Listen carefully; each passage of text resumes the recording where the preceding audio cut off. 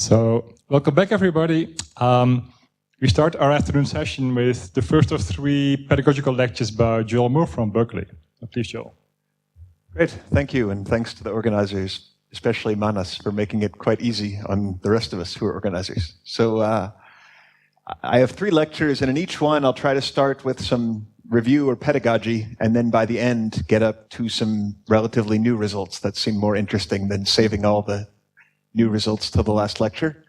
And especially at the beginning, I'll be talking about work from the old days by other people, but everything new that I'll talk about involved a lot of people mostly who passed through Berkeley over the last few years. So to give some overall sense of where this series of lectures is going, I want to start by talking a bit about some specific models we'll be using as examples of integrability.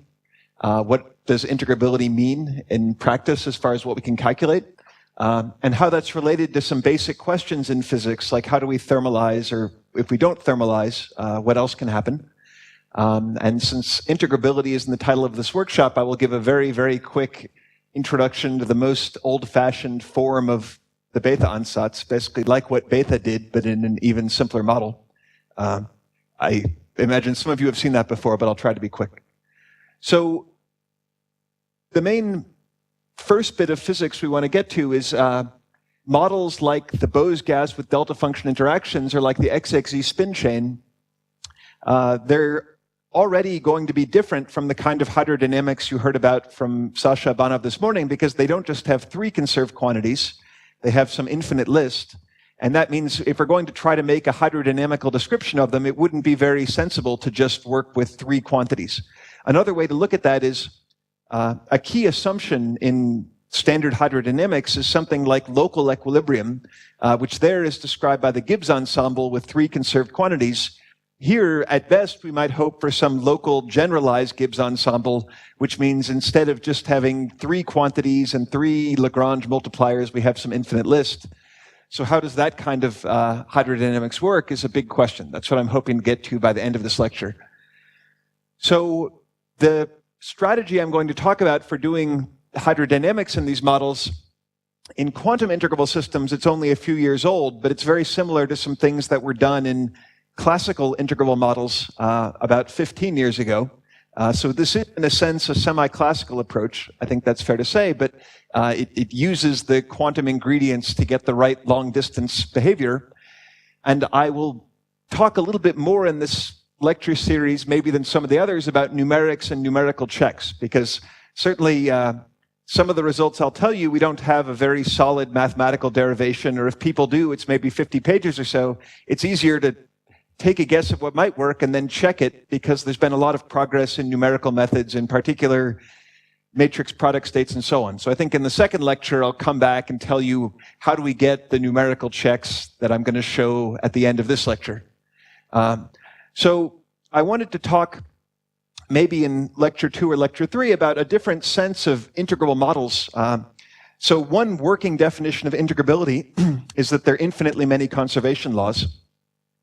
In a sense, local conservation laws, and it has to be a sufficiently large infinity. There are a lot of caveats, but those are the words we say. Many body localized phases also have an infinite list of conserved quantities, and they also fail to thermalize as a result. And that's fairly recent work, but I wanted to talk a bit about that as well. So it's not always what we think of as integrability. There's no Yang-Baxter structure or something like that, but they're pretty interesting systems. So that's another thing I want to talk about. And then finally, the last subject of these lectures is going to be the real world, because in general, in the real world, you never have a perfectly integrable system in the lab. If you're in a solid, you usually have some coupling between your one-dimensional chains. If you're making an ultra-cold atomic gas, maybe you have something like a harmonic trap to trap your atoms, and that would break integrability, mostly. So it's worthwhile to say, can we use our progress in integral models as a starting point for non-integrable things? So I prepared slides because I have a few pictures and data that I want to show, but please interrupt me and ask questions, and then I can use this giant blackboard to try to answer the questions. All right, so what all the things I'm going to say have in common is conventional thermodynamics, you use the Gibbs ensemble all the time. So here, we won't have that. We'll have different ways of getting around it. And I'll remind you in a few slides how all of our normal linear response theory that we use to calculate conductivities and so on sort of depends on an assumption of if I perturb a little bit away from thermal equilibrium, I go back to it.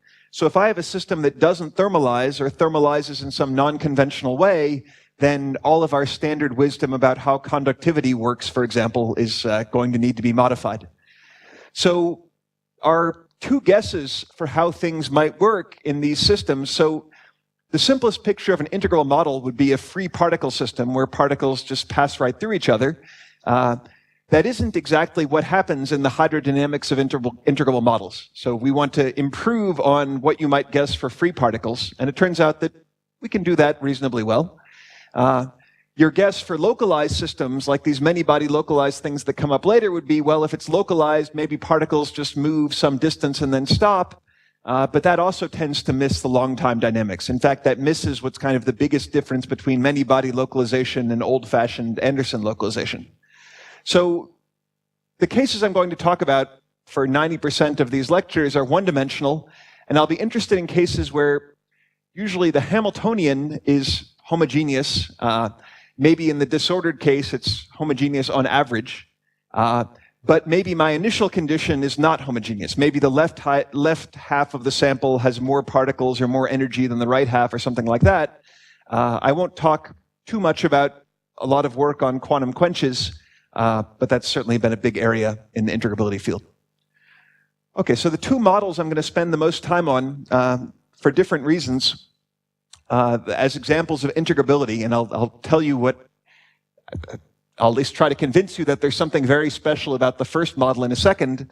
I think the easiest model to understand what integrability means is probably the one-dimensional gas of bosons with the delta function interaction. And that's actually a pretty good description of some laboratory systems where if I've got neutral atoms, there's no long-range Coulomb energy between them, but there is a repulsion usually if they sit right on top of each other. So if I've got a dilute one-dimensional gas of bosons at low temperature, this is actually a model that people use to describe them a lot. The second model, which is where I can actually do more numerical calculations because it's on a lattice basically, is the so-called XXZ spin chain. So these are one-dimensional spin-half operators. I want to allow for random magnetic fields of this type because that will let us get localization later on. But for integrability, forget about this last term for now, or maybe think about a constant field. Then if I set Jz equal to Jxx, this would be the Heisenberg antiferromagnet, which was the model that Bethe solved for the ground state when he was, I think, 25 years old in 1931. So I'll do the Bose gas, but it really is the same approach of just writing down a wave function and figuring out constraints for it to work that Bethe took. Of course, in the last 80 years or so, there's been incredible progress in understanding in more deep mathematical terms what Bethe was doing, but I'm going to do things the old-fashioned way to try to say, what do we learn about the physics of an integrable model, and how would we expect that to affect its dynamics?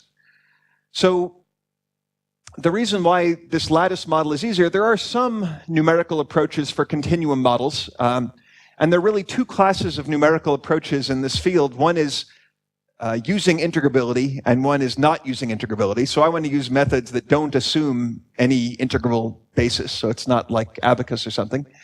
DMRG is still at this point easier on a lattice, so I'll try to convince you. I'll show you some uses of it in this lecture, and then I'll talk about what this algorithm is a bit in the second lecture, because it is making a lot of things computable that were not before. Okay, so what is integrability? Let me just go through the old-fashioned Bethe ansatz, and if you've never seen this before, this will be too quick, and if you have seen this before, it will be too slow, but hopefully there's someone in the audience for whom this is the right speed. And the reason I'm doing this, even for people who already know it, is to think about what microscopically is special about Bethe ansatz models, and how is that going to matter when we get away from Bethe states. So Bethe states are basically sums of combinations of plane waves. if we're in some general quantum mechanical state with some spatial variation, that's not going to be naturally expressed in terms of plane waves, at least not globally. Maybe locally, there's a good description. So what about the physics of these models might still be useful when I'm not talking about Bethe states?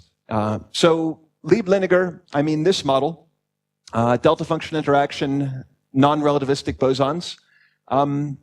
So let's just do work in first quantization and try to write down a wave function. So Bethe's form was to sum over the possible permutations of n electrons, or n elements, bosons here, and write the many-body wave function as, for each permutation, it's just a bunch of plane waves. I haven't told you what the momenta of the plane waves are, and we're going to work out some conditions on this number, C number, for each permutation. So let's start with two particles, and let's make life easy by doing C equal to infinity, because as you've probably heard, C equal to infinity, this originally bosonic model is going to be, in most respects, a fermionic model. So we need to figure out this coefficient A for each permutation of particles. If I've got two particles, then there are only two permutations, 1, 2, and 2, 1. So then the form of my Bethe wave function is just two terms. If I've got x1 less than x2, I've specified the wave function this way. The only tricky part is needing to make things agree when I've got x1 and x2 at the same point. And I can do that if these two have opposite sign. So in other words, I started with a bosonic model with infinitely strong delta function repulsion. That delta function repulsion is going to make the wave function vanish when the two particles sit on top of each other. And that's enough to force, if I choose the Bethe form of wave functions, that I get a minus sign when I permute them. In other words, just from the infinite repulsion, we're led to a wave function that is a Slater determinant, which is what we expect for fermions. So bosons with the right energetics become fermions. Another way to look at it is that we made a pi phase shift under the exchange 1, 2, and 2, 1, which is the phase shift we should get from an infinite delta function scattering in 1D.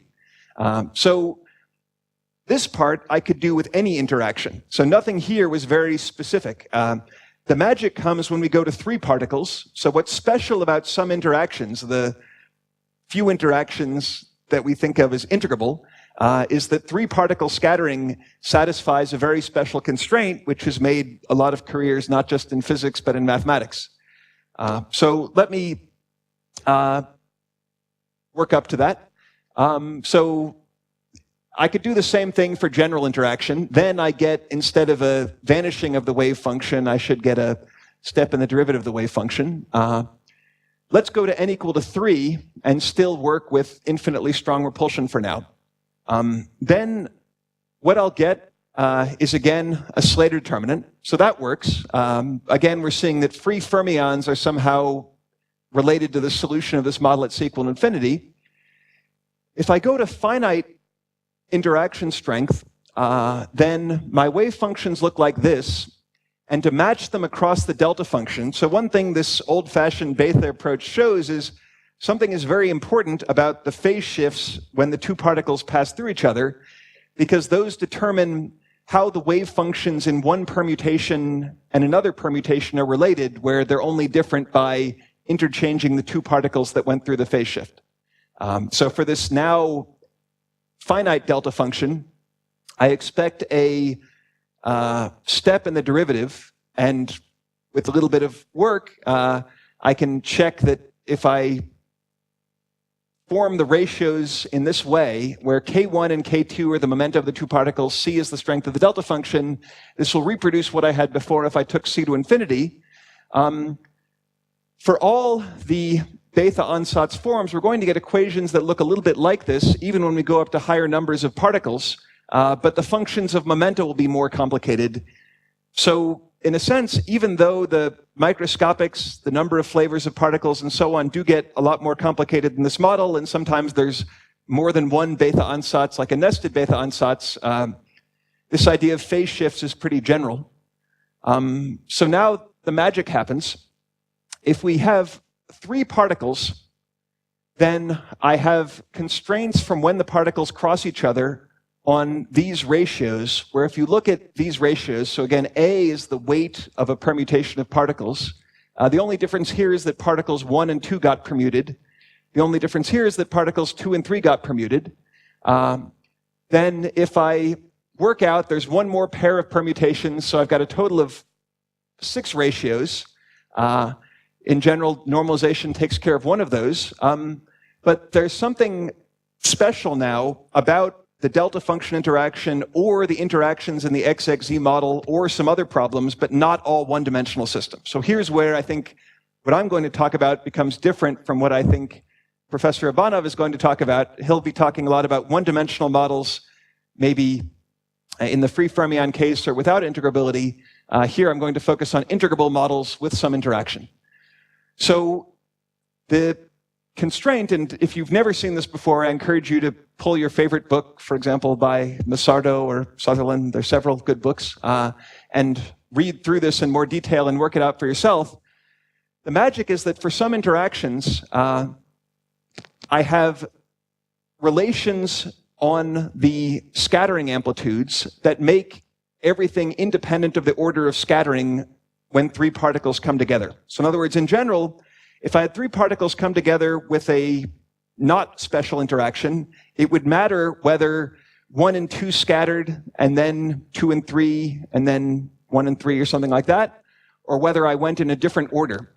The key constraint that lets me find simultaneous solutions of this larger and larger number of equations is nowadays called the Yang-Baxter equation. And a pictorial representation is this, but this is just the equation. It's saying that the action of one order of the scattering events, where the y's are the ratio of a's under one permutation, is the same even if I change the order of scattering. So this has a lot of deeper significance that I'm not going to talk about. From a physics point of view, it means we can write down wave functions not just for 3 particles, but for any number of particles, if we can find solutions of the so-called Bethe equations, which are relations between the phase shifts. So what we want, and now it's useful to think about putting the system in a box of size L and thinking about more than 3 particles, then I would like it that when I bring a particle around the box, the total phase it picks up by, say, periodic boundary conditions should be related to the size of the box in a simple way. This is what it would be for free particles. Now, what I need is that the combination of the free propagation of the particle, so its wave vector when it's in free space, plus all the phase shifts it gets from moving through other particles, satisfies the periodic boundary conditions, which winds up being this form, and to solve it, we usually take the log. And then we put in an infinite number of particles, and we wind up with integral equations of the form that you heard about in the last talk, and that's how we solve, in a sense, the many-body physics of an infinite number of particles interacting in one dimension. So solve is a word to be careful of there, because this says we can solve one thing, maybe. We can write down a ground state wave function, and with more work, you could prove that it's the ground state, and its energy is just the sum of momentum squared. There are a lot of things, even in an integral model, that we can't solve, and we still can't solve them nowadays. So if you gave me one arbitrary quantum mechanical state that was not an eigenstate, and asked me, how does this evolve in time? We have some special solutions, but we don't know how to solve that problem arbitrarily for any initial state. There are other things we don't know how to solve, especially in dynamics, but for ground states and also for thermodynamics, it's been known for a long time how to get some amazing exact results on this class of models. So I won't tell you now about non-zero temperature, but I'll use it later on. There's basically a trick called thermodynamic Bethe-Ansatz due to Yang and Yang. They wrote a beautiful short paper on this very model, I think in '69, showing that by having both occupied and empty states, in a sense, you can get the exact thermodynamics of the Lieb-Liniger model at non-zero temperature. So a consequence of this, mathematical structure. So what I think of as really fundamental about integral models is this relationship between scattering amplitudes. But something it leads to is infinite lists of conserved quantities. It's a little bit tricky to go directly from the wave function to the conserved quantities as operators that commute with the Hamiltonian. Let me show you the answer for xxz so you'll understand why I'm not going to derive it. So xxz is that model that is Heisenberg if delta is equal to 1, and otherwise some interesting model at delta equal to 0, it's non-interacting. So I can make, if I work hard enough, an infinite list of charges and currents. Charges and currents means like a continuity equation, where if I look at the time derivative of one of these Q operators, then it's the divergence of one of these P operators on the lattice. The notation is that if I see sigma, this means a 4-spin operator. Actually, in this case, it's a 2-spin operator because 0 means the identity. So to start with, the reason why Q1 and Q2 are not written, the first two conserved charges are just the spin, which is equivalent to the fermion number through Jordan-Wigner, and the energy. And then Q3 appears here, so that's not maybe too complicated. If I went to delta equal to 1, this would look like S1 dot S2 cross S3. Q4 has up to 4 spin operators. Q5 has up to 5 spin operators. So these are getting to be more and more complicated combinations. And I'm pretty sure that Prozin used a computer to make these. So there's one special thing about xxz that we're actually going to use later to get some exact far from equilibrium results. And it's kind of an accident. If I look at the charges, well, these are pretty complicated, and this is the beginning of some other infinite list, but the second conserved current is the same as the third conserved charge, if I said that right. So, in other words, energy current, the thing that satisfies a conservation law with energy density, is itself a conserved charge. Which is a little special. It's like what would happen in a Lorentz invariant model or something, but this is certainly not a Lorentz invariant model. But we're going to use that special fact that this combination appears both as a conserved charge and a conserved current. At the end of this lecture, that turns out to be quite useful to say some things about xxz. So, yeah. Sorry?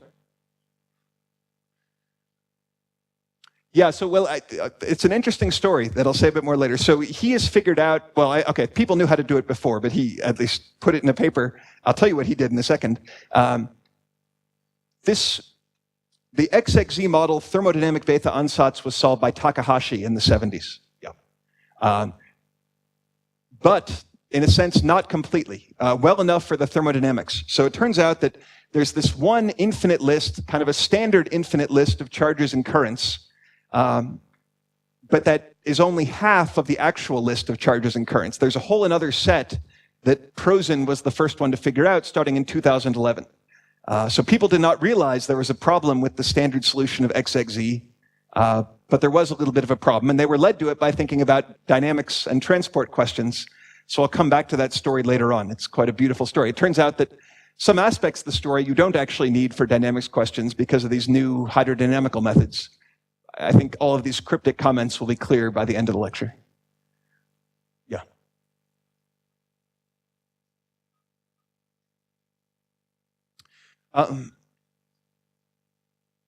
To get this, I'm not sure if he did that or there's this kind of boost operator trick to get additional operators from the lower ones. I don't remember what he did in his...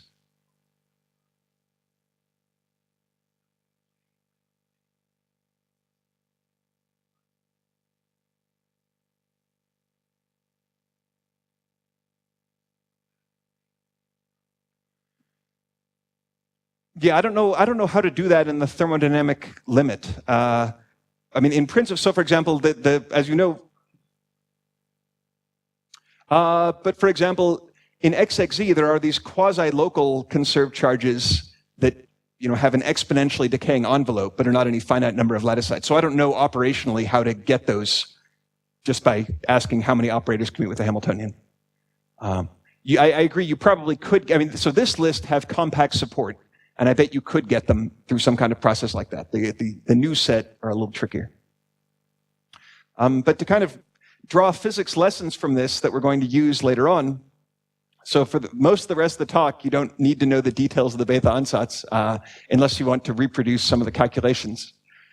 So why do we use this term integrable? Well, in classical physics, if we've got a finite number of degrees of freedom in a Hamiltonian system, then integrable is a well-defined statement. If I have enough degrees of freedom that commute with each other, and enough integrals of motion that commute with each other, then we know that the system doesn't show chaos. An example of an integrable system would be just a set of harmonic oscillators. In the models we're talking about an infinite spin chain, or particles moving in extended one-dimensional line. So infinite might or might not be enough, in a sense, to guarantee integrability, but we also need to be a little bit careful. If you allow non-local operators, then, for example, the projection onto any eigenstate commutes with the Hamiltonian. So you could say that's an integral of motion, but somehow that is not the right physical approach. We need sufficiently local integrals of motion. And we might expect, based on the classical case, that maybe these change the dynamics. Maybe they make the system less chaotic, less thermalizing, and more integrable. But there's been a lot of progress in that some basic questions about how does integrability affect the dynamics were not known even for XXZ, which, as I said, was solved at non-zero temperature back in the 70s. Only starting around 2011 did we understand the full stuff about XXZ, and maybe partly a sort of independent line of thought was using these conservation laws to try to make a different form of hydrodynamics leads you to a very general way to evolve some initial density profile in XXZ. It really is a different form of hydrodynamics from what you heard about this morning. So I'm hoping to get to that by the end of this lecture. Okay, so let me explain why relaxation to equilibrium is very important and why we use it even when you're not thinking you're using it. So as with many good things, the original idea of linear response goes back to Einstein, and it actually appeared in one of Professor Abanov's examples on how to get the diffusion equation if you try to just guess the form of hydrodynamics, if you want it to be closed and just have one conserved quantity. Here's a different picture. The point that Einstein made was he was thinking about Brownian motion of heavy particles in, say, a fluid consisting of much lighter particles. And the idea is, if I've got more heavy particles in one region than another, then there will be a diffusion form of the restoring current of heavy particles. So this is, if I had an initial state that was not equilibrium, but was moved a little bit away from it by a density perturbation, then the leading order response that pushes the system back to equilibrium is of this form. So the diffusion constant that appears here is actually given by a calculation at equilibrium. It's a dynamical correlation function. So this is, if I just now took a single heavy particle and watched it jiggle around thermally, it has velocity fluctuations in time, but those relax with some typical time at non-zero temperature. And if I integrate this velocity-velocity correlation function, I get something with the scale of a diffusion constant, and it is actually the diffusion constant if I normalize it correctly. So it should be 1 over d in d dimensions. So why is this true, and what's kind of the philosophy of linear response? And the full generality of this is maybe credited to Kubo. It's that there are 2 different ways a system might return to equilibrium, and actually they should be the same. They should be connected to each other mathematically. This is how a system returns to equilibrium when I drive it away by making an initial condition that is not equilibrium. And this is how a system returns to equilibrium if it fluctuated away thermally. So dissipation of an applied perturbation is related to the restoration to equilibrium from a fluctuation. And a very often used form of this in quantum mechanics of electrons is the Kubo formula for how do I compute the conductivity. So when I talk later on about, say, XXZ, that's a one-dimensional model of spins, but it's equivalent to a one-dimensional model of fermions with spinless fermions with nearest neighbor interactions. So again, the conductivity is related to something about an integral over time of a current correlator. Now, in order to get a finite conductivity, this has to converge, which means that an initial current has to relax to zero. And what we'll find is that in integrable models, this often doesn't relax to zero. The current might live forever, which means there's sort of ballistic transport, infinite conductivity, but we should still figure out what the conductivity, what the transport is like. So it's not going to be the standard diffusion that we're used to. We'll have examples here of both ballistic behavior and maybe some kind of super diffusive behavior, faster than diffusive but slower than ballistic. But let me remind you, because we'll use something like it later on, of how we often compute conductivity when we can't solve the full Kubo formula, because the equation we use has already been mentioned this morning, and I'll talk a lot more about it later on, at least a different form of it. So when you teach a course of, say, electrons and solids, you need a practical way to compute things like conductivities. And the formula that you use, the equation that you use, is very similar to what Boltzmann did for the dilute gas. So the Boltzmann equation was mentioned early on. Here is, I don't think it was written down, so here it is. It's different from hydrodynamics. So hydrodynamics, the equations are for densities. For example, mass density, momentum density, energy density. This is an equation for the one-particle distribution function. So F1 is a function of position, space, and time. So what Boltzmann did, and why it works was maybe understood more seriously later on, was try to write a closed equation for the one-particle distribution function. Here, the notation is from Landau and Lifshitz. 1 and 2 doesn't mean two-particle distribution function, it just means some other particle.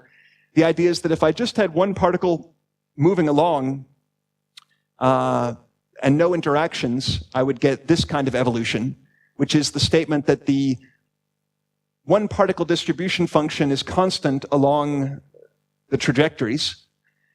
This is where all the magic happens. The collision term says that the number of particles in this little box of phase space changes because particles scatter in, which would be the first term. So the first term would be I've got two different momenta at the same point in space-time, and they collided, and one of the final momenta was equal to my fluid cell, my phase space cell that I'm looking at. And then I subtract the fact that there are some collisions that take me out of that cell of phase space.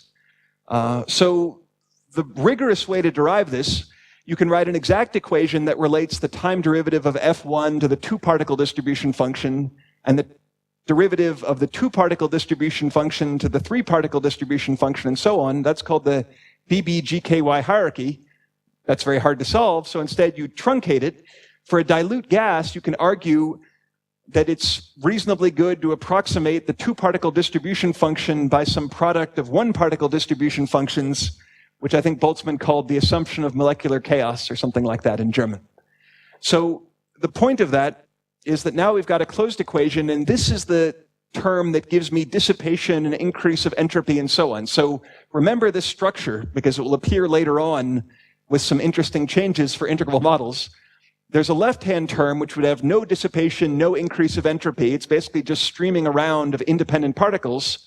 And then there's a collision term that changes the momenta of particles, and because it's doing that, it leads to dissipation and equilibration. So when we did our Bethe ansatz a moment ago, a way to say in words what's special about Bethe ansatz models is however many particles I'm bringing together at a point, they don't totally lose their identity. The outgoing momenta are the same as the incoming momenta, which means that there aren't really collisions of this type in the Bethe ansatz models in 1D. The particles interact with each other, so just that left side can't be right, but they don't really interact with each other like this, so we need to figure out something else to do with them. And I think that's the simplest way to look at where this integrable model hydrodynamics is going to come from. But first, I want to say a few more things before we get to that. Okay, so the order of things I want to go through is more or less historical. There's a particular model problem that people worked on for a while, which is called the two-reservoir quench in 1D. And we'll do some simple cases, and this is basically to probe, let's write down the simplest far from equilibrium problem we could hope to solve that has some spatial variation. And for that fairly special problem, you can get a lot of exact results. And the problem is you only get exact results in some special cases and so on. There are hydrodynamical approaches that are much more general, and I'll give the references to those later on. But what I first want to do is say, how do we know some few exact solvable cases, because those will be checks on the more maybe approximate methods. So this is sort of just an outline of where we're going, and if some of the terms are unclear, I think they'll be clean later on. So one reason for caring about integral models like XXZ, we often have models in condensed matter physics, like physics of solids, like the Hubbard model or the Heisenberg model or something, that are integrable. Later on, we should put in the integrability breaking terms, but those are often irrelevant in the RG sense. So most one-dimensional metals in nature are actually integrable. In fact, they're even free in the right variables. That's the Luttinger liquid idea. So that's a good starting point, and then later on we might try to fix the Luttinger liquid by putting back in the weak integrability breaking perturbations. So let me give some background on the two-reservoir quench, and that will lead us into something more general. And even though the hydrodynamics is, it's pretty good for a limited set of questions, basically hydrodynamical questions. It's good for how do you get from local equilibrium with many particles, how do you evolve that in time? That's very far from solving everything. In particular, it's kind of complementary to what's been a successful enterprise, which is calculating correlation functions and things like XXZ through form factors and so on, which unfortunately I won't say too much about. So there are definitely some dynamical quantities that were known for a long time, but they're a little bit different from the hydrodynamical quantities here. Okay, so this should be fresh in your mind because it's what was written up just this morning. So normal hydrodynamics, zeroth order, so we're not getting things like viscosity and in general dissipation. There are three equations. This one comes from conservation of particle number. This one comes from conservation of momentum, where F is some maybe external force. And this one comes from conservation of energy. So one way to derive these, as was mentioned, in the dilute limit of a gas, you can derive these equations from the Boltzmann equation. We use these even very far from the dilute limit, or maybe we use these plus the first order correction. So in a sense, the derivation from this morning is better than the derivation from the Boltzmann equation, but at least because the Boltzmann equation derivation is only controlled in the dilute limit, but at least they agree on the same answer. And the question that hydrodynamics answers is, if you set up local equilibrium on a time of, say, 10 to the minus 8 second, we know that things can take many seconds or days even to reach global equilibrium. So from that, over that very large range of timescales, from the collision time up to some macroscopic streaming time, hydrodynamics are a pretty good description. We'd like to find something like that. So here is a test problem for you to think about, and I'll tell you some solvable limits of it. So again, one reason for studying this is that we can do good numerics on it to check any theoretical conjectures we get. And there's a long history of theoretical conjectures that turned out to be wrong, which I will not go through. But we know they're wrong because they didn't agree with numerics. So a way to know that the new theoretical conjectures are right is that they do agree with numerics.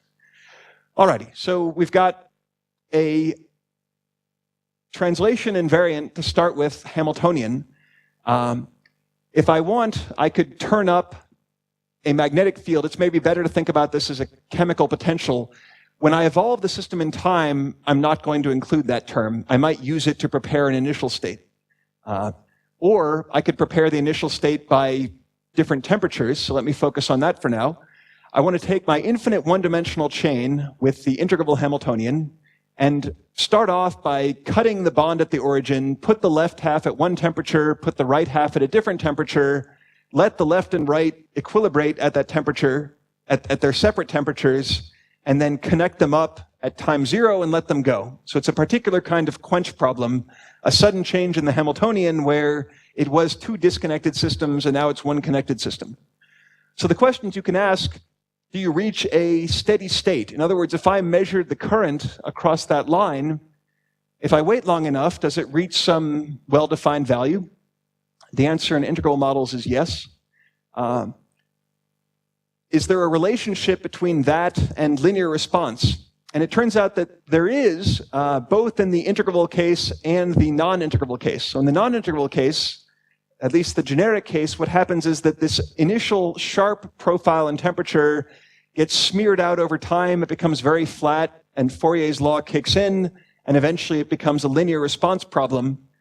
In non-equilibrium, what happens is more complicated, but at least for some quantities, you can get the fully non-equilibrium problem as a kind of integral over equilibrium. So I'll do that for you. But first, let's do some simple cases. So, yeah.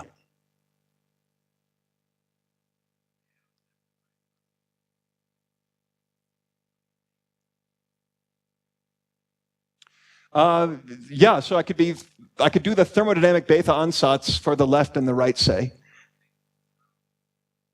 Yes. I take an equilibrium state on the left and an equilibrium on the right, but they're different equilibria. So then, in some short interval afterward, once I've evolved in time a bit, I won't be at equilibrium, say in the middle region. They'll be mixed states at non-zero temperature. So in the numerical simulation, there's a trick you do, which is to make it a pure state of a twice as large system using ancilla spins, but the physics of it is mixed state. So there is a zero temperature problem. It turns out, and here I may disagree with some other authors on hydrodynamical papers, I actually don't think these hydrodynamical methods work very well at zero temperature because the time it takes to reach local equilibrium becomes very long. So all the successful calculations I'll show you later on are actually non-zero temperature mixed states. Pure states, the method works, but only if you set it up exactly right in the initial conditions. I don't think it's generic at zero temperature. I think it is generic at higher temperature. So what that means, I hope will become clear later. Anyway, let's do a simple problem. Let's do a free problem. And this winds up being good enough for conformal field theories at low temperature as well. So I've got my left half of the system is hot and my right half is cold. And if it's a free system, then I've got cold particles moving to the left from the right half. I've got hot particles moving to the right. So if I sit at the origin, I do have a steady state, but it's not locally thermal because I've got one temperature for right movers and a different temperature from left movers. But at least I know how to calculate the steady state thermal current. It's just the difference between basically the total radiated power from the left minus the total radiated power from the right. So that's why this is sometimes called the Stefan-Boltzmann limit. If you remember, Stefan-Boltzmann is a statement about the total radiated power of a black body. We're in one dimension, so instead of t to the fourth, it's t squared. What I'll get is t squared, t left squared minus t right squared times a coefficient that depends only on the central charge of the CFT. Let me do it explicitly for free bosons so that you'll understand that you can calculate the simple cases with free particles and you'll get results that are consistent with the much more complicated stuff we do later on. All right, so I want to calculate for free bosons at one temperature on the left, a different temperature on the right, what is this energy current difference? So I can get that just by integrating Bose factors. And let's start off by doing some small temperature difference dt. So I've got the only difference between the left and right is that the Bose factor is evaluated at a different temperature. And I get some integral. And that turns out to be a doable integral. So what I get for a thermal conductance, so it's not a conductivity, the conductivity would be infinite, I get the thermal conductance. This is kind of the equivalent of E squared over H being the quantum point conductance. This is the thermal conductance quantum. And there's some prefactor, and then it's K squared T over H. And an interesting little fact, so an exercise, do this for fermions, and you'll find that for fermions and bosons, the thermal conductance quantum is exactly the same, which is not the case for charge transport. For charge transport, it's E squared over H for fermions, and there is no such thing. It's infinite for bosons. So that's a sign that there's some relationship. In fact, bosons or fermions or indeed anyons will all give you the same thermal conductance quantum because it's just a property of the CFT, and the CFT is C equal to 1 in all of those cases. If I had a finite difference in temperature instead of dt, I would just integrate this over the set of intermediate temperatures. So that's the free case, and it's probably not surprising we can do the free case. But let me put in somewhat more formal language, because this gives me a chance to say what happened with the XXZ model, thanks to Prozin and others in 2011. What does it mean for a model to be free or ballistic in terms of what you can observe in transport? And a way to put it is, when do I have a delta function at zero frequency and conductivity, which is usually called a Drude weight? And there are slightly different definitions of the Drude weight floating around in the literature. I'm thinking of the transport Drude weight, which is, from the Kubo formula, just this integral. So if the current doesn't relax, then this is non-zero. If the current doesn't relax, then the ordinary conductivity is divergent, and there's even a weight of the delta function, which is just that thing. So one famous example of perfect transport is a superconductor, where it's really the ground state that is causing the transport. Here we're talking about excited states in general. Let me explain how having a Drude weight is connected to having conserved quantities. This is known as the Maser bound. So it's a lower bound on the Drude weight. And the idea of it is, here, the Q sub k are some conserved quantities of my system, and J is the current I'm talking about. And the idea of this formula is that if part of the current I'm talking about is conserved, if it commutes with a Hamiltonian, then it can't relax because it's a conserved quantity. So the simple case would be, if I've got a current that is itself a conserved charge, then I'll get just J squared in the numerator, which will be the same thing as in the denominator, so I'll cancel one power and so on. An example of that would be, often you have models where the current is proportional to momentum, like for free charge particles, and momentum is conserved, then current is conserved, and you'll find that the conductivity is infinite. In general, there was that infinite list of conserved quantities for XXZ. For energy current, one of the conserved quantities is actually energy current, so we've known for a long, long time that the energy current was ballistic in the XXZ model. But we haven't known about the charge current or the spin current, because the spin current is not one of the standard conserved quantities, and all of that old infinite list of conserved quantities turn out to give me zero for simple symmetry reasons. In other words, there is a current we're interested in calculating, which is like the SZ current, or if you Jordan Wegener it, it's the fermion current. And that current, we couldn't tell in the old days numerically if that lived forever or not. We knew that the model was integrable and had some infinite list of conserved quantities, but none of those conserved quantities had a non-zero overlap with the current, so none of them guaranteed that the current would live forever. Let me skip that note. So this is the history I was talking about. So a good summary of where things were in 2011, there's a nice scholarly paper by Serker et al. As I said, the thermal Drude weight is known to be non-zero and is quite simple. Let me tell you in words what Prozin figured out about a new set of conserved quantities. I'm not going to get into the details at all because it's very complicated. It's a little bit easier now than it was in 2011, but I'll try to convince you that it's true. Even numerically, the state of the art, so this is the current correlation function in time versus time. It was hard to tell if the Drude weight was zero or non-zero, but you could tell that some of the older guesses for the Drude weight were effectively ruled out. So we knew that this was small, but maybe zero, maybe non-zero, but if it's non-zero, then your system is propagating ballistically, and if it's zero, then your system is probably diffusive. So it's an important question. And what Prozin figured out was a way to construct iteratively on a computer some additional conserved quantities that were very different in symmetry and in structure from the infinite list I showed you before. They are not some 3-spin or 4-spin finite number of spin operators. They kind of have an exponentially decaying envelope, so they're pretty local.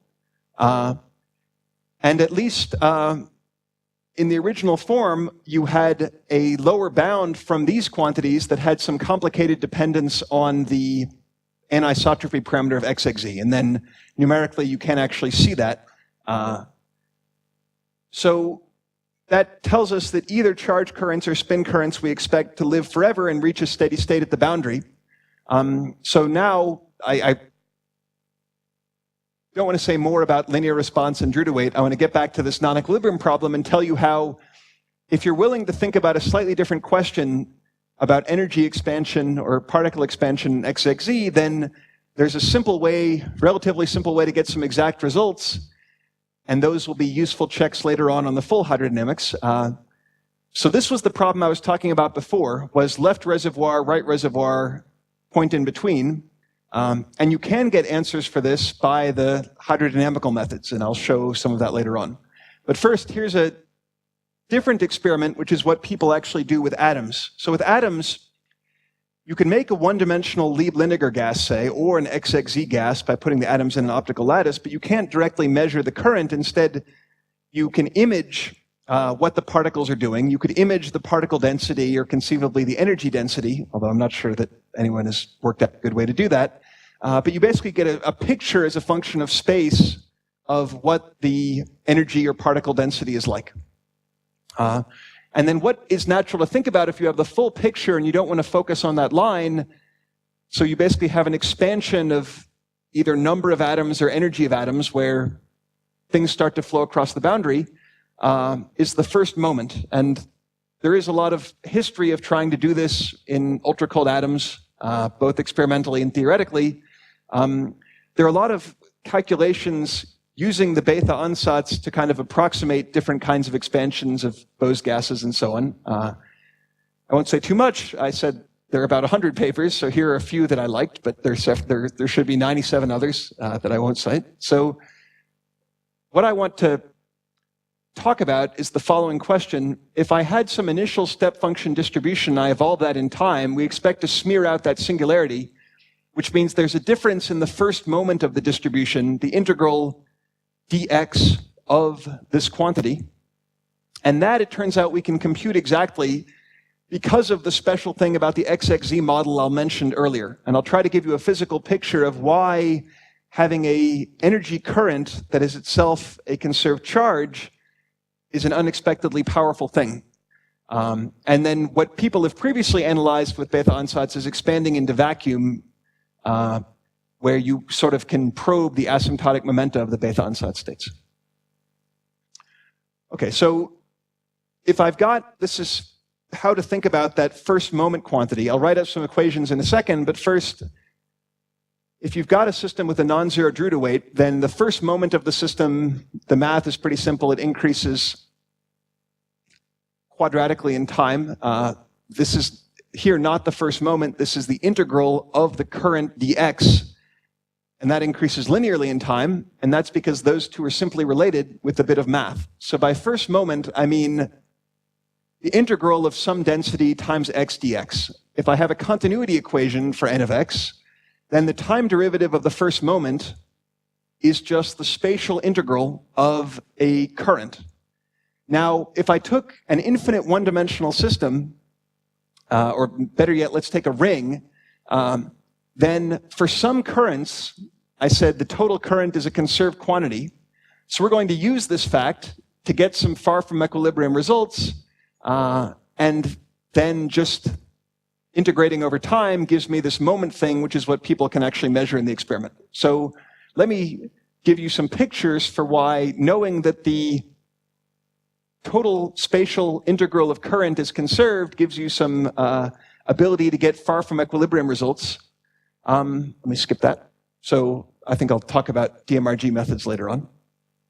This is just showing that you can integrate, say, energy current or something else as a function of time and read off the steady state, and you can destroy integrability and then it will decay. I'll say more about numerical methods, I think, in lecture 2.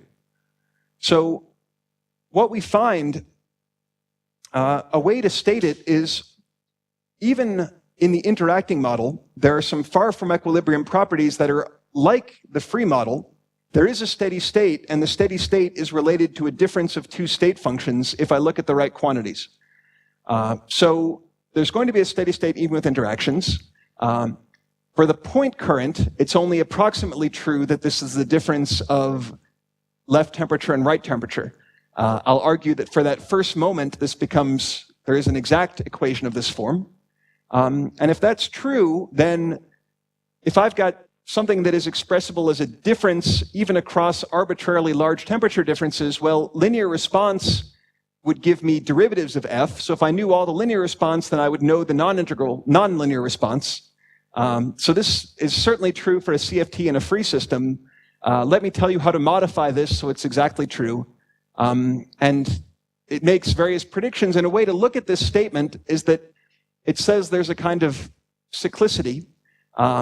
If all that matters is the one function at the left temperature minus the right temperature, so this was that Stefan-Boltzmann function, something times t squared before, then if I want to go from t1 to t3, well, that would be f of t1 minus f of t3, but that'll be the same thing as I get by this combination.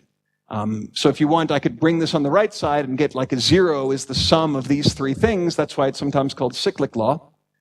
And I want to first give the equation, but I think it's more useful to look at a picture of why this cyclic law is true. So what's special about energy transport in xxz, so the way normal hydrodynamics gets changed is that there's an extra equation. This is energy continuity, so we expect that to be there. And later we'll talk about when I've got infinitely many equations. Here we've just got one more that we're going to worry about, which is energy current is itself a charge, which means it's got its own continuity equation. So we've got two sort of coupled equations, and this means that the total integral of J sub E is a conservation law. And there are a few other models where this happens, but it's pretty specific. It's definitely not all integral models that you get this kind of extra continuity equation. It works for XXE, it works for the Q boson model for charge current, which is a sort of lattice version of Lieb-Liniger. So here is, I think, the picture for why that extra equation is special. And the one fact we're going to use, I want to think about three reservoirs at initial temperatures T1, T2, and T3. And remember what I told you before, which is the total energy current is constant, which means if I start with it 0, it's going to stay 0. So what that means is what's going on at these three interfaces is actually not independent of each other, because the total integral, so let's assume I've run for a little bit of time, not too long. So then I've started to smear out this boundary and this boundary and this boundary, but if the reservoirs are big enough, this boundary is not directly talking to that boundary. Or in other words, deep in the middle of the reservoir, I'm still at temperature T1 here, still at temperature T3 there, still at temperature T2 there. So where this cyclic law comes from, so if I integrate the energy current around here, if it's going to add up to 0 for all three of these, then in other words, the energy current integrated over space. So that's why it's only approximate for the point current, we think. It's hard to tell. I don't know why it would be exact, but it looks almost exact. But the spatial integral is what's exact. The spatial integral of energy current in this region for xxz is exactly equal at all times before I start to mess up the center of the reservoir, to the spatial integral over here plus the spatial integral over there. So that's the geometric picture of why you get this kind of cyclic relation. It's because total energy current is 0 means that whatever's going on here has to be reflected in the sum of whatever's going on there. So that's the integral form of what that extra differential equation means. So in math, we'd say that H commutes with the sum over all the transition regions of this integral of J sub E. And we can now make a relationship. The cyclic law, because that holds, linear response is enough to predict non-equilibrium. We can calculate linear response from what's known about the energy Drude weight. So through a series of steps, you get a prediction that I ought to be able to calculate far from equilibrium energy motion across a boundary by what's already known from Klumper and Sakai's old work on the linear response thermal Drude weight and doing some extra integrals. So you can, we wrote a separate paper on this. I won't go through all the details. It leads to something like Maxwell relations for non-equilibrium expansions. For here, I just want to use it as a check later on. I should see that this works. And here's an example of what I mean by works. So the curves are the analytical results from old Bethe-Ansatz results. I think Klumper and Sakai is maybe 2004 or so, if I remember. The squares are DMRG, and what these results are for is the spatial integral of the current divided by t, so it grows linearly in time. So this is just a number as a function of one of the temperatures. So I'm basically fixing one of the temperatures to be infinite and letting the other temperature vary. So XX, well, that's free fermions, so it's not too surprising we can predict that. The Heisenberg model is pretty far from free fermions. You can see the result is very different, but you can still get it exactly. So now this is saying that for some questions in the true reservoir quench, even if you're very far from linear response, you can get the answer by a kind of integral over linear response, but it's cheating because you used a technique that is very special to XXZ model.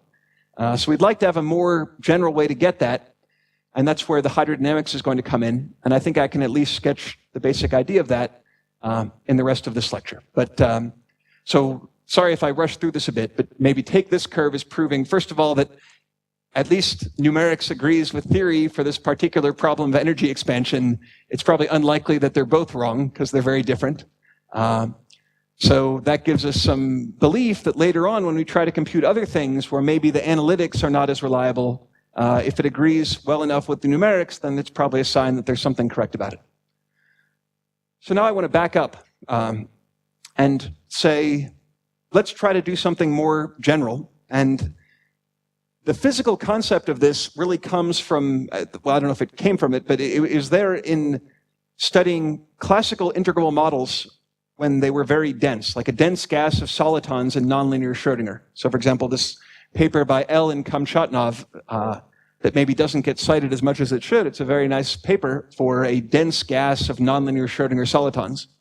The basic idea, which is in these papers, fairly recent, is to solve the true reservoir quench by, in my language, writing something down like a Boltzmann equation for integrable models. And then the last thing I'll show today will be, what if we don't care about the true reservoir quench, because that's some special problem? What if we just want to solve an arbitrary hydrodynamical initial condition? Can we do that analytically? Can we do that numerically? And does it work? Because the claim I want to build up to is that the long-time finite temperature dynamics on local generalized Gibbs ensemble states is governed by the kind of hydrodynamical equation I wrote down. I'm going to write down. So the first paper was for Lieb-Liniger, and this paper was for XXZ, so I'm going to use technical results from the second paper quite heavily. They did a lot of the heavy lifting, because the Bethe-Ansatz for XXZ is considerably more complicated than the one for Lieb-Liniger. Okay, so here is the basic idea of this semi-classical or hydrodynamical equation that works for both classical integral models and quantum integral models as long as you ask the right questions. So I want to write an equation, and I'll come back to why this works, but I figured I should better just tell you the equation, and then you'll be sitting in your mind for a bit. We saw that in the Bethe-Ansatz, there's still a notion of quasi-momenta, when particles are not phase-shifting each other, what is their momentum? At least that was, in Lieb-Liniger, a natural concept. Just like the Boltzmann equation in classical systems, we want to write the time evolution of the density of quasi-momenta at a point in space-time, and there are no collisions. I already told you before that the collision term didn't really have the right structure for an integral model. But the streaming term is very modified. So this was before just v partial x rho, where v should be the velocity at that momentum k. So this is an equation at each point kxt. What happens is this is actually a very complicated self-consistent equation to solve. Different integral models have different functionals v. The idea of v is the following. The velocity of, and I'll tell you why this works in a second, but the velocity of one particle at one momentum and one space-time point depends on the density of other particles at the same space-time point with different momenta. And the reason is that the way particles move through each other, well, this is easier to picture classically. In a classical model, solitons basically interact with each other through a time delay. They pass through each other, but they've slowed each other down by some discrete piece of time, which means that if I'm moving through a dense background of other solitons, my velocity gets modified. So in quantum models, the same statement is still true, but this functional depends on the details of the phase shifts from the integrable model, which is why I'm not writing it out for you. I'll write one case later on. Apparently, Zakharov said some things about this kind of kinetic equation maybe back in the 70s. As far as I know, the first ones to really write it down and do calculations with it were L and Kamchatnov for nonlinear Schrodinger, and I'll write up a little bit what they did in a second. So here is the basic idea of why, if you want to make a Boltzmann equation for normal, for integrable models, the key term is the streaming term, but it gets modified because the velocity of one particle now depends on all the other particles. So this is a picture. It may be a little bit hard to see, but there are dotted lines, which are how the solitons are moving before they hit each other. Then when they hit each other, they come out, and they come out with the same velocities at the end that they had at the beginning, but there is a little bit of a shift, where now you can see the dotted line is no longer through the center of the density. It's displaced a bit. That's because there's a little bit of a time delay when they hit each other. In quantum models, there's a phase shift when the particles hit each other, but if you've ever thought about semi-classical theory of scattering, a point made by, I think, Wiegmann is, if you have an energy-dependent phase shift, that's actually like a time delay of the particles hitting each other. So whether it's classical or quantum, this is kind of a semi-classical approach in quantum models where I'm thinking about particles and densities of particles rather than wave functions, and the particles interact with each other by a time delay. And to me, at least, that was a natural thing to try, but it wasn't very clear that you could trust that. So that's why we spent a lot of time implementing ways to actually solve the equation for general initial conditions. So I said different models differ in the form of V. So when I show calculations later on, we use very much the form of V, at least in our notation we call it V, which is in this paper. So I recommend that paper if you want more details. At least all of our papers cited heavily. So, but let me back up a step. And one thing that might seem crazy is that when you learn hydrodynamics, normally we think of hydrodynamics as quite different from the Boltzmann equation. So for example, the Boltzmann equation is for the full momentum distribution, while in hydrodynamics, we're writing evolution equations that are just for the first three moments. For example, the integral of rho, the integral of rho k, the integral of rho k squared. So how is it that kinetic theory and hydrodynamics are now the same? Well, it's easiest to write that out for Lieb-Liniger, where the conserved quantities are kind of simple. This would be, but this is the idea of how the infinite list of hydrodynamical equations, working with these would actually be the same as doing kinetic theory or Boltzmann equation for rho. So the generalized Gibbs ensemble, that's the term when you have a Gibbs ensemble that is not just energy, particle number, maybe momenta, but has this infinite list of conservation laws. So in Lieb-Liniger, the conservation laws are basically all the momentum moments of rho. So not just the first three, which is normal hydro, but this infinite list. So the main reason why this concept is useful, if you start with a certain class of initial conditions in integral models, people have understood that the GGE is actually the long-time state. It's hard to prove that in generality, but for some integral models like quantumizing model and so on, people have done the hard work of showing that there is a kind of equilibration in integral models or thermalization, but it's not thermalization to normal Gibbs. The system rapidly thermalizes to something with an infinite number of Lagrange multipliers multiplying these quantities. Anyway, for our purposes, these are all the moments of rho. So if you know all the moments of rho, and if rho is some positive function that decays in infinity, that pretty much uniquely determines rho. This is the hamburger moment problem to get between these two. Going that way is easy, going that way is a little bit harder. But let's say you know rho. So in other words, writing an equation for how this evolves tells you how all of those evolve, but the same thing is true in reverse, which is not true in normal hydro. If I just knew the first 3 moments and how they evolve, I would have no way of figuring out what rho is. I would have to make some guess or variational principle assumption. So in other words, normally Boltzmann equation is more information than hydro. Now that's not true. Now they're really equivalent to each other. And a way, so for Lieb-Liniger, this is maybe straightforward. The fact that hydrodynamics works for XXZ as well actually tells you something very deep about Prosen's conserved charges in a way, how they are needed or natural. Because basically if you solve this equation, so you can solve that Bethe-Boltzmann equation for the time evolution of this in the XXZ model without knowing about Prosen's complicated charges. And yet you still get the right answer for things like the 2 reservoir quench and so on of spin. You get the right answer for things that depend on his charges. So in a sense, in order to get this equivalence for XXZ, it must be that the infinite list of charges does include his, even though we can't even write them out explicitly. So it knows, the way I look at this, and this is, I hope, gradually becoming accepted, is that the kinetic theory for XXZ somehow knows about both the conventional charges, or it's dual to both the conventional charges and the quasi-local charges. So before I show you that this works with some explicit calculations, let me try to state when this is useful and how it's a little bit different from normal hydro, but generally the same principle. So normal hydro, there are 2 processes, and hydro is about the second, or 2 timescales.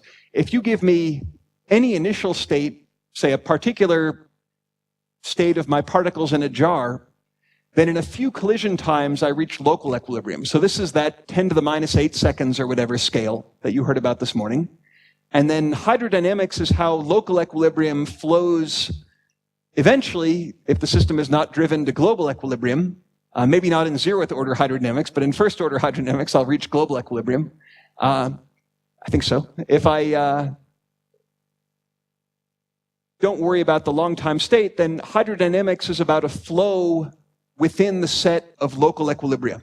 So it's a flow as a function of time from one local equilibrium configuration to another. In the integrable case, the equivalent of the rapid problem is this quantum quench business, which has come a long way. We believe, and we can prove in some cases, that initial pure states of integrable models rapidly become generalized Gibbs ensembles. And all the calculations, I think, are in the translation invariant case, but what we're going to effectively assume or set up is that I rapidly reach local generalized Gibbs ensemble. Then I can transform from that to rho, this quantity that goes in the Bethe-Boltzmann equation, and then I evolve that Bethe-Boltzmann equation. So it's a flow on local GGEs. So it doesn't really solve the hard quench problem. It says there's some rapid physics that gives me local equilibrium, but it does give me the flow on the space of local equilibria, just like normal hydro. So that's the sense in which it's a form of hydrodynamics. So in those 2016 papers, they showed, and the second paper has numerical checks for XXZ, that the 2 reservoir problem is solved. That's a bit of a special case because what one really solves is the scaling limit. It's all function of one variable x over t, but that certainly motivated us to try to just solve more complicated situations that are not in the scaling limit.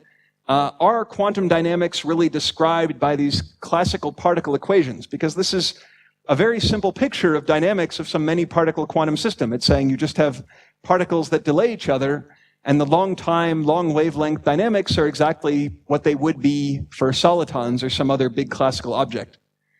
So there are interesting properties of why this Bethe-Boltzmann equation is kind of solvable as a PDE. Let me not get into that. So what I want to do as a test is take the XXZ model and think about various initial states. And to start with, let's work at particle hole symmetric point, or in other words, zero magnetic field, but make some distribution of initial temperatures. So the horizontal axis in all these pictures is space, and the vertical axis is energy density. So what I've done at t equal to 0, I've made it have more energy density in the middle, say. And the main difference between here and there is what temperatures I'm doing are very different. This one is much colder than that one. So if I'm at high temperature, the lump I had in the middle basically spreads out kind of diffusively. If I'm at low temperature, then the system is more like a simple ballistic system. The initial peak kind of bifurcates, and this is more on things related to the true reservoir quench. But the main point I'd make for these plots is the dotted line is hydrodynamics, that is analytically, well, okay, it's on a computer, but you're solving the Bethe-Boltzmann equation. And the yellow line is DMRG. And there's nothing in the DMRG calculation that uses integrability, if you want. It's not built in that this somehow had to agree, but it does work pretty well. So this is a figure from a short paper by us. And if you zoom in, this is the agreement. So it does seem like the long-time dynamics, and again, it is kind of hydrodynamic limits. So it's assuming there's some kind of local fluid cell, which means if you just had one particle moving through space, you wouldn't be able to approach it with this technique. You need to have well-defined densities. The fluctuations around the densities need to be small, etc.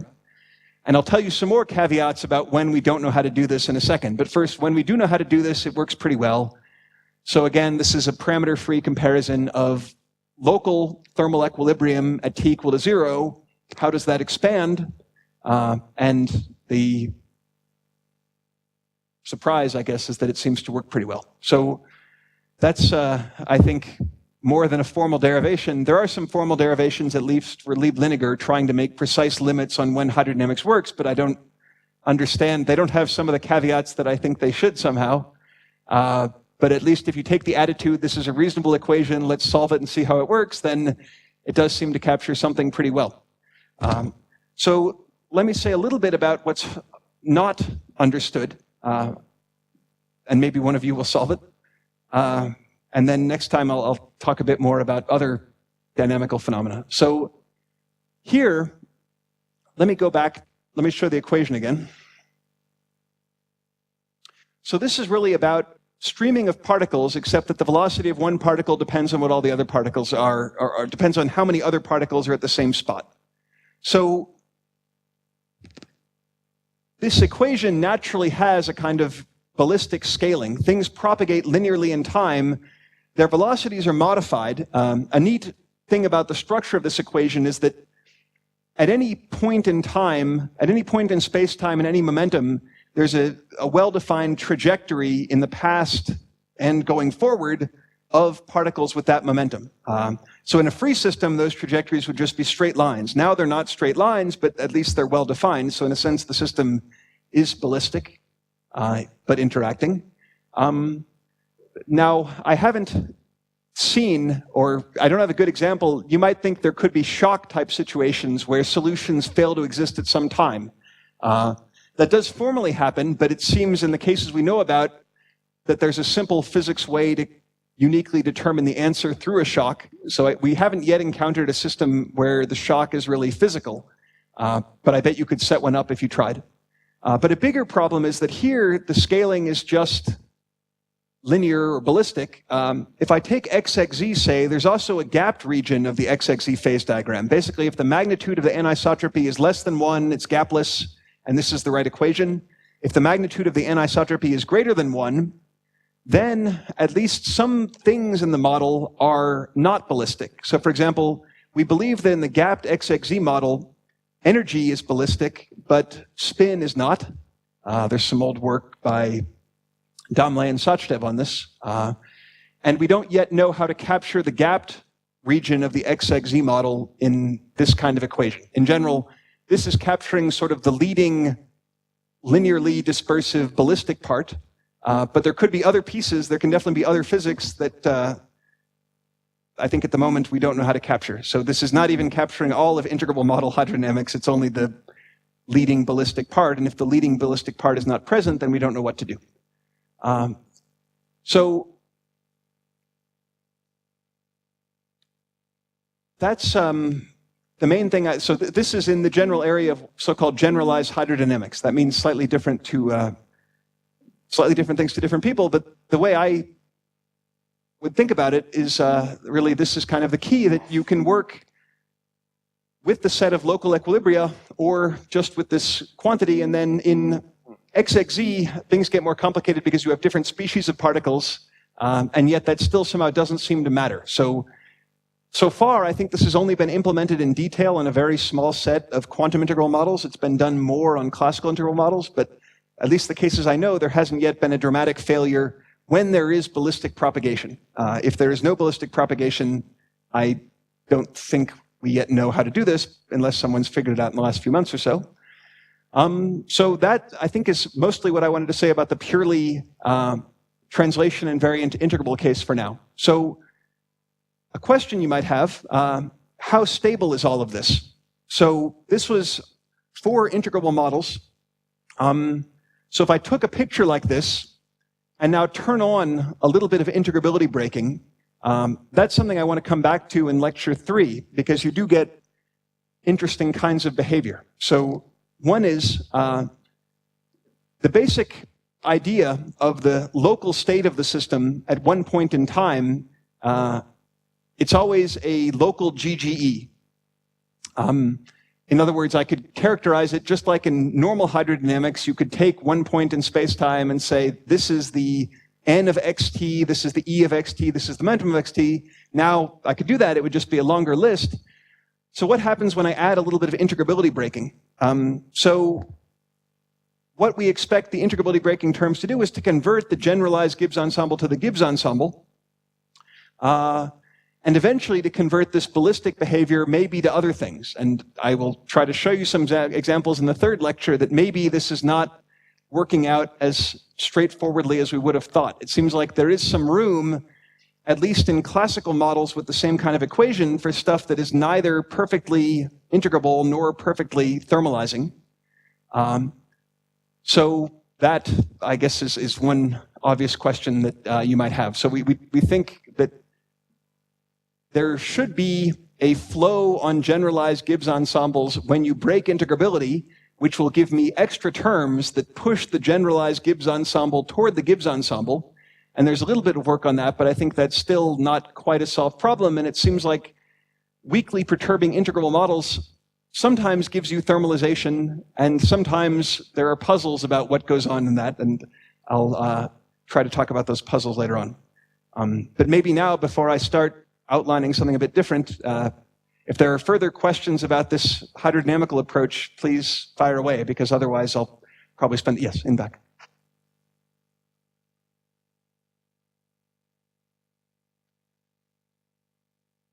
Yeah, I shouldn't have said diffuse. I mean, it is spreading. You mean in this picture? Yeah, it's not really diffusing, in that if you waited long enough, you would find that x versus t is spreading out linearly. It's just that for this particular value of parameters and this fairly smooth temperature profile, you don't see this bifurcation until later in time. But if you waited long enough, so it's still not diffusive. So a better way to put it, if I'm at high temperature, I've got a broader range of velocities involved. Like at low temperature, I'm getting close to sort of Luttinger liquid type physics, and things basically have one velocity. Here, I've got some big range of velocities, so things tend to be kind of smeared out. But if I wait long enough, I will see that, for example, the second moment is going like t squared, not like t.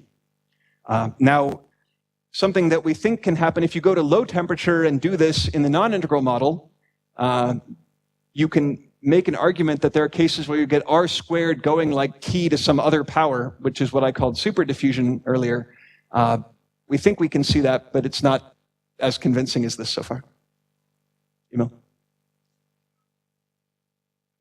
Yeah, I mean, the form of those integrals, well, the form of those integrals is very different. As you know, they're not integrals over space. They're truly local, while the ones that appear here are translation invariant integrals over space. I think the key is, I would love to have an equation for the dynamics of MBL densities.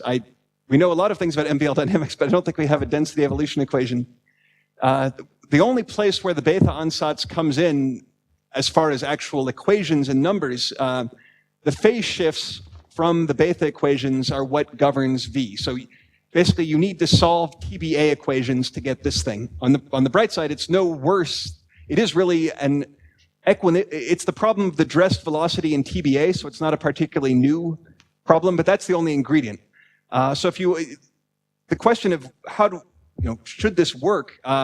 That's why we wanted to do the numerical check, I guess, because I was concerned, if you like, that something here was assuming that you were always in a Bethe state, which in the real world with spatial variation, you aren't in a Bethe state. I mean, maybe locally you are, but I don't even know what locally means exactly. So that, in a sense, is why we wanted to do the DMRG check, because there's no, that is an actual mixed state that you're evolving on the computer. There's no assumption about it being of a particular form. So I guess, for example, GGE would work for anybody localized. I will talk about how I don't quite know what the right GG is for MBL. So we know the conserved quantities, at least for one model, and we can calculate a lot of things. Numerically, say you can calculate the long time entropy of a region or something, but I don't know whether it's that GG. I don't know which of the following two is the case. One is that GGE does work for MBL, but we just don't know how to use it to compute anything. Like in principle it works, but we don't know, or maybe it just doesn't work. But either way, as far as I know, the GGE concept for the MBL integrals of motion so far has not been particularly useful to actually calculate anything that we can check. Maybe I'm wrong, but that's my impression. More than the integral after all. Well, maybe a simple way to put it, I think that's true, because XXZ in the gapped phase has just as many integrals as XXZ in the gapless phase, but this equation doesn't work in the gapped phase, and it does work in the gapless phase. So I think you need ballistic propagation and integrals of motion. At a minimum, you need that. You may need more. But if you don't have ballistic propagation, then that's all that this equation can describe, basically. So it would need some other equation. Question?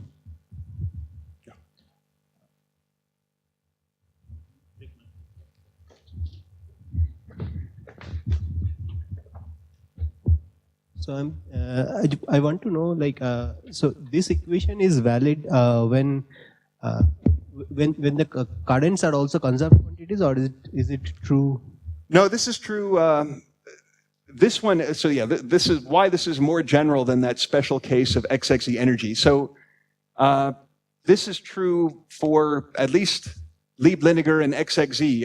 I don't know that, okay, true, what is true? This works for the long time dynamics in the ballistic regions of both of those models. I don't know that anyone has derived and it works for nonlinear Schrodinger and other classical models. I don't know that people have worked out what is the V function for other integral models, but I think they probably could. So I think that's where we are right now. Okay, another question. In normal hydrodynamics, we have a diffusion term. So here. Yeah, so integral models, I think that's a real physical difference. So if you want, all the diffusion and viscosity terms and so on come from collisions. And there are no true collisions in an integral model, because if I bring 500 particles together with 500 different momenta, then they'll come out with the same momenta, and what exactly order they collided in doesn't matter for how they come out. So that actually might be part of the answer to Emil's question, which is it may be that this is implicitly using that fact that incoming momenta, I mean, maybe that's what ballistic means, that incoming momenta and outgoing momenta are the same, and the overall phase shift of that process is independent of exactly what order they collided in, which is the physics content of Yang-Baxter.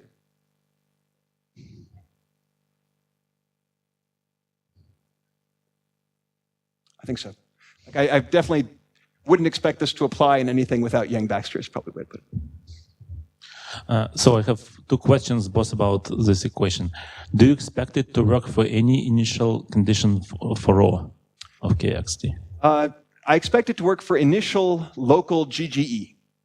So you can take initial states that are not, you can take some, if you want, at finite temperature, I would think these are pathological. At zero temperature, they're fine, which is why I don't think this would work very well at zero temperature. You could take some state that is just not local GGE and not even evolving into local GGE. those states do exist, and then I don't think this can work. But I think if you have, like, I'll put it this way, the input to this equation is if you give me local GGE, I know how to transform that to get rho. And once I've got rho, I can run this equation. If I don't have local GGE, it's like trying to do hydrodynamics where I don't have local Gibbs ensemble. Okay, and so in particular, when you compare with DMRG results, the initial states that you take for DMRG, are they in this class? Yes, they're just local Gibbs, not even local generalized Gibbs. So it's basically, for example, I mean, we've done a few other checks, but for these, it's just temperature is changing as a function of x. But there is a well-defined local temperature, so that's why it's in that class. Okay, and one more question is probably related to what Emil was asking, is that are there any dispersive corrections to that equation? This looks like a zero-order hydro in phase space. There is a bit of work on those by, I think, Benjamin Dayon and Spohn. I think they're there. What I don't know is, do we have them in kind of a controlled way? Like, so I feel like this equation is correct for the long length and time scales, starting with local GGE. If I look at short finite times, I think there's at least the possibility of corrections to it. I mean, and if you want in the diffusive phase, in the gapped region of XXZ, then the only terms are the correction terms. We have some guesses at, well, I should say, other people have written down possible terms you could add to try to capture that, but I don't think that it's confirmed how well they do. It is in one classical model that we worked on. If you take, in a harmonic trap, if you take hard rods, so hard rods is a famous classical integrable model. If you put hard rods in a trap, it's no longer quite integrable. But there is some long-standing work on diffusive and other pieces, and you can sort of check that that is correct. Yeah. I mean, if you want, so a kind of term that hasn't been written down but should be there. It should be that once I break integrability, so most of the terms that people have added are not of this form, but it seems to me that a term that we need to write down eventually would be like a normal Boltzmann type term or something. I guess the terms that have been written down so far tend to be like corrections to this at finite time. But what would be, I guess those are present even in the integral model. If I break integrability, then there ought to be a true collisional term.